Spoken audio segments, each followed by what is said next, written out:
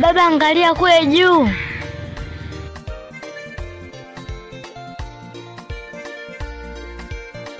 Ha! Yule Yesu anarudi. Aya.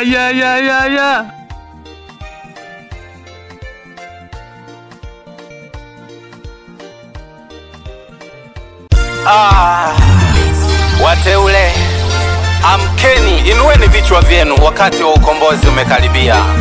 Yote aliyosema Yesu sasa yanaonekana. Wateule wa Mungu, amkeni. Wateule wa Mungu, amkeni. Wateule wa Mungu, amkeni.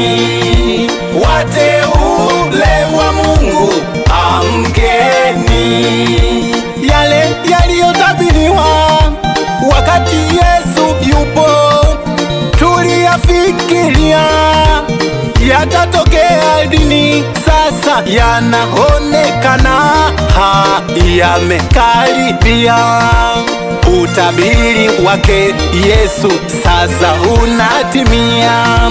Dalili nyingi mno za siku hizo mwisho utapokaribia.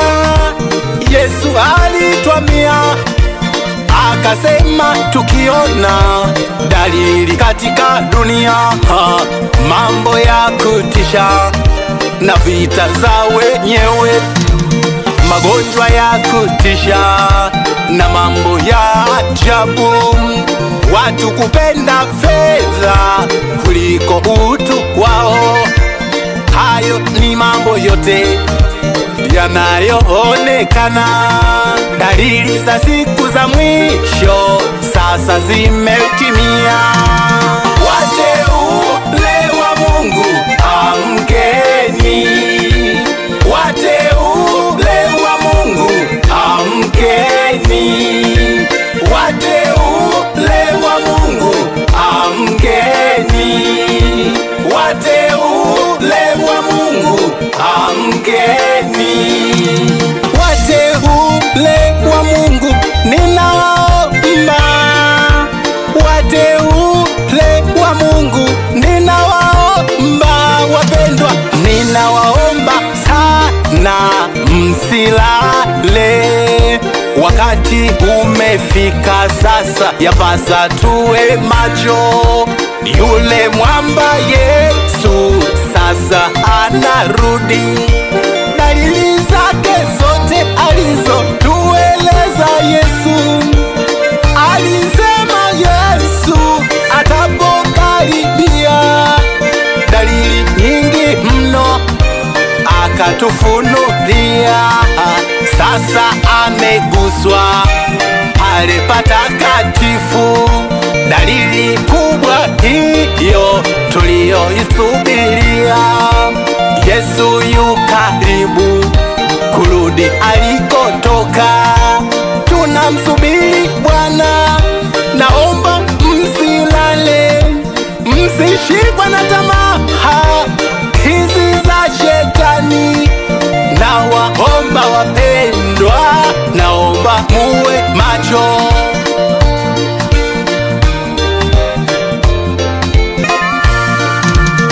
Wateule wa Mungu, amkeni. Wateule wa Mungu, amkeni. Wateule wa Mungu, amkeni. Wateule wa Mungu, amkeni. Mpendwa unayenisikia, naomba nisikilize kwa makini.